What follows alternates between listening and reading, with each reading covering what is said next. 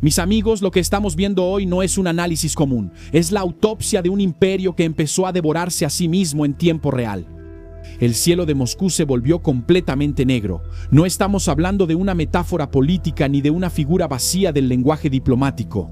Estamos hablando de fuego literal, de un humo tan denso, tan espeso y tan brutal que los satélites en el espacio registraron la mancha oscura cubriendo la capital rusa. Mira el nivel de la situación. La gigantesca refinería de petróleo de Gazprom en el distrito de Kapotnia ardió en llamas por segunda vez en una sola semana. ¿Y sabes cuál es la distancia de esa refinería a los salones dorados de Vladimir Putin? Apenas 1 kilómetro. 1 kilómetro del Kremlin. Eso significa que la guerra ya no está en las fronteras lejanas. La guerra arrancó la alfombra de la sala de estar de la élite rusa y se instaló en el patio trasero del poder.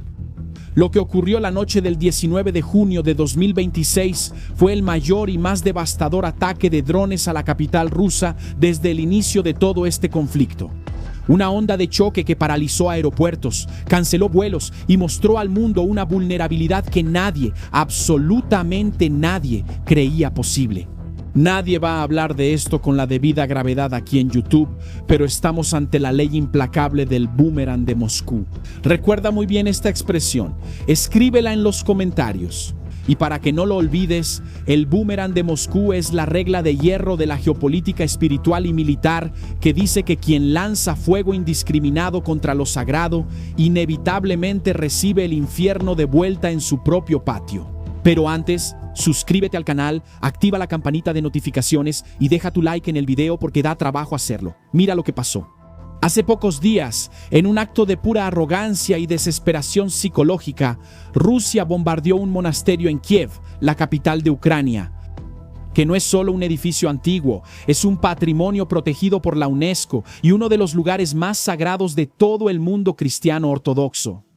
Atacaron el corazón espiritual del enemigo. ¿Y cuál fue la respuesta?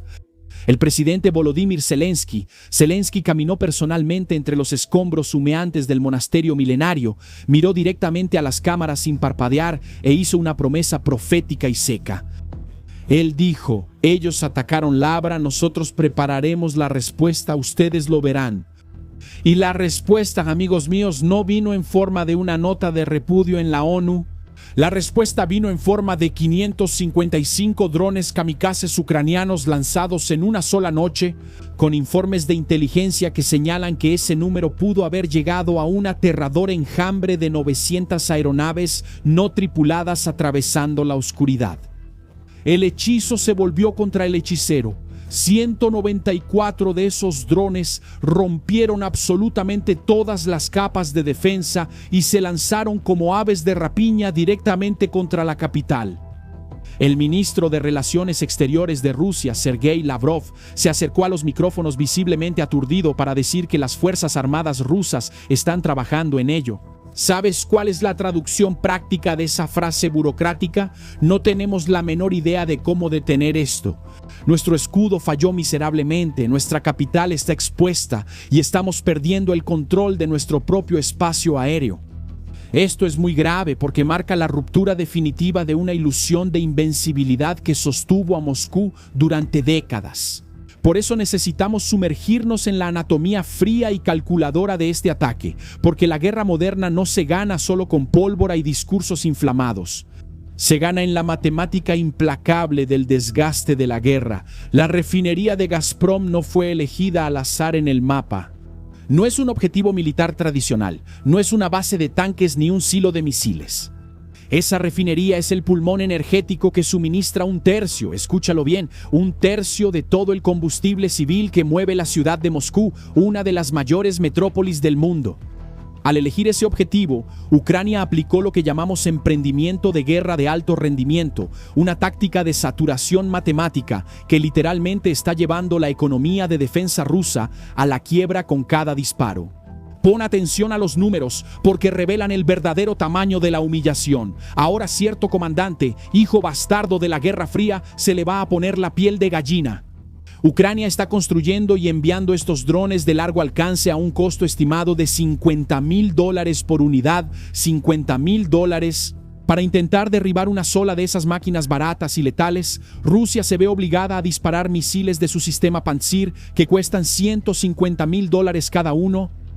Y cuando el Pantsir falla y están fallando miserablemente, la desesperación hace que recurran al legendario sistema S-400, disparando misiles que cuestan entre $3 millones para derribar drones de 50,000. ¿Entiendes la gravedad de esa asimetría? No se trata solo de cuántos drones alcanzan el objetivo, se trata de obligar al enemigo a quemar millones de dólares de su propio presupuesto de defensa. Con cada hora que pasa, se agotan las reservas de misiles interceptores hasta que no queda nada, excepto tubos vacíos y generales en pánico. Es una escala insostenible. Rusia se enorgullecía de lanzar sus drones Shahed de diseño iraní contra las ciudades ucranianas a un ritmo de 1,000 por semana, pero ahora el tablero ha cambiado drásticamente. ¿La respuesta de qué? Que no fue solo resistir, fue intensificar el dolor. Ellos crearon una arquitectura de ataque en enjambre que el sistema estratificado de Rusia simplemente no puede procesar. El volumen, la dirección y la precisión, el bajo costo crearon una tormenta perfecta. Y mientras los burócratas de Moscú intentan entender la hoja de costos de una defensa aérea que drena las arcas de la nación, la infraestructura civil rusa arde, las llamas suben a cientos de metros de altura, y el ciudadano común, aquel que hasta ayer veía la guerra por televisión como si fuera una película lejana, ahora siente el olor del humo invadiendo su departamento en el corazón del país. El ingenio bélico ucraniano demostró que la inteligencia táctica aliada a la tecnología de bajo costo puede arrodillar al oso soviético, lento y atrapado en el pasado.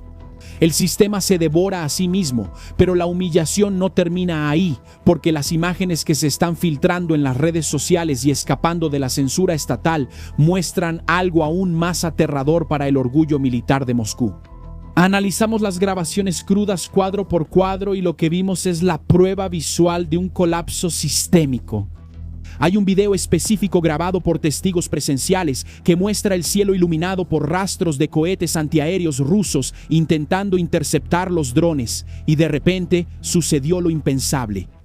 Un misil interceptor ruso, disparado en la desesperación de una defensa ciega, pierde el objetivo, cae de regreso a la tierra y golpea de lleno la parte superior del tanque de almacenamiento de petróleo de la refinería rusa. El impacto crea una situación de supresión masiva.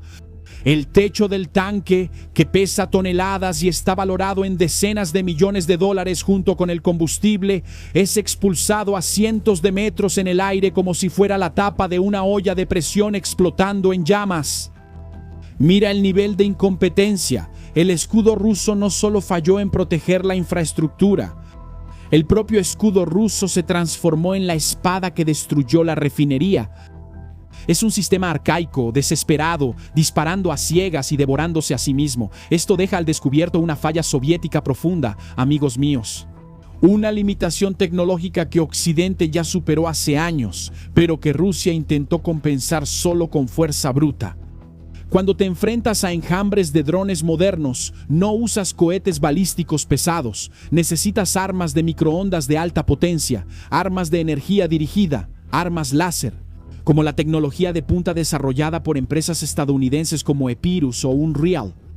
Esa tecnología emite un pulso invisible que fríe los componentes electrónicos de decenas de drones simultáneamente, derribando todo el enjambre sin disparar un solo proyectil explosivo, evitando daños colosales en su propia infraestructura. Es el equivalente a un francotirador quirúrgico. Pero Rusia, aislada por sanciones y atada a su doctrina de hacerlo más grande, no más inteligente, no tiene esa capacidad. Están usando un mazo pesado para intentar matar una mosca que vuela sobre un barril de pólvora, y el resultado inevitable es la detonación del propio barril. El operador que presionó el botón de ese misil fallido en Moscú probablemente ya está en la sala de interrogatorios perdiendo sus rublos y su carrera, pero el problema no es el soldado. El problema es la arrogancia de un sistema de defensa multimillonario que se quedó en el pasado y que ahora se revela inútil contra la nueva generación de guerra cibernética y autónoma. Ellos se reían cuando Irán atacaba los sistemas de defensa de Israel y de Estados Unidos. Miraban desde arriba con desprecio y torcían la nariz. Se burlaban de Donald Trump. Ahora el hechizo se volvió de nuevo contra el hechicero. Y amigos míos, déjenme abrir algo rápido aquí para quien siente que tiene algo importante que decir, pero aún no ha logrado convertir eso en una verdadera presencia digital y sigue siendo ignorado por el algoritmo. El 12 de julio, anota esa fecha. 12 de julio de 2026 en Curitiba, en Paraná. Voy a hacer una inmersión presencial aquí adentro, mira, desde mi estudio profesional, mostrando exactamente los bastidores de cómo construí una audiencia de más de 50 millones de visualizaciones cada mes, sin depender de tráfico pagado. Pon atención. No es una conferencia para multitudes, no es un curso grabado, serán solo 10 personas conmigo, respirando el mismo aire, aprendiendo sobre guión, grabación, posicionamiento, autoridad y principalmente la comunicación de impacto que yo traigo aquí en la práctica. Mirando a los ojos cómo vencí el algoritmo y llegué hasta ahí dentro de tu casa con esta comunicación de alto impacto. Si quieres dejar de ser invisible y aprender a comunicarte con un método de verdad, sin esa charla de curso en línea que nunca termina, el código QR está ahí en tu pantalla, el enlace está en la descripción y en el primer comentario fijado, porque este puede ser tu cambio aquí en este mundo del que te hablo. Es maravilloso. Ahora vamos a volver a nuestro campo de batalla. Necesitamos mirar de cerca al verdugo mecánico que causó todo este terror en Moscú. El dron UJ-26, cariñosamente apodado por los ucranianos como Bober, que traducido significa castor. Olvida la imagen de drones de juguete. El castor es un arma de precisión letal, desarrollada por la Dirección Principal de Inteligencia de Ucrania en colaboración con la industria local. Tiene una estructura en forma de canard, similar a un tiburón, un fuselaje elegante, cola invertida y una hélice propulsora montada en la parte trasera, pero lo que asusta al Kremlin son los números. Tiene un alcance de 1000 kilómetros y transporta 50 kilos de explosivos, incluyendo una carga acumulativa perforante KZ-6, diseñada específicamente para perforar el concreto armado ruso. Es prácticamente un destructor de búnkers que vuela silenciosamente en la oscuridad de la noche. Es la verdadera innovación aterradora. La modernización crítica de este sistema es la incorporación de un sistema de control manual en tiempo real, al estilo FPV, con imagen térmica y enlace de datos de alta capacidad de banda. Eso significa que hay un operador humano en el circuito durante la aproximación final, y lo más aterrador, la inteligencia artificial se encarga de las correcciones milimétricas en el momento del descenso. El dron viaja 1000 kilómetros solo. Y en los segundos finales, el operador recibe una alerta en la pantalla, toma el control como si estuviera en un videojuego de altísimo riesgo y dirige 50 kilos de explosivos quirúrgicos justo en la válvula más vital e inflamable de la refinería. Es la fusión del juicio humano con la precisión implacable de la inteligencia artificial. Y Rusia no tiene la menor idea de cómo interceptar eso ahora, y para entender por qué las defensas cayeron, tenemos que entender el estado mental de los comandantes que las operan. Lo que estamos presenciando en las filas rusas es un vacío sombrío, un paralelo histórico perturbador con los días finales del Tercer Reich, cuando Rusia decide desviar sus recursos para bombardear el monasterio milenario y patrimonio de la humanidad como la Labra de Kiev.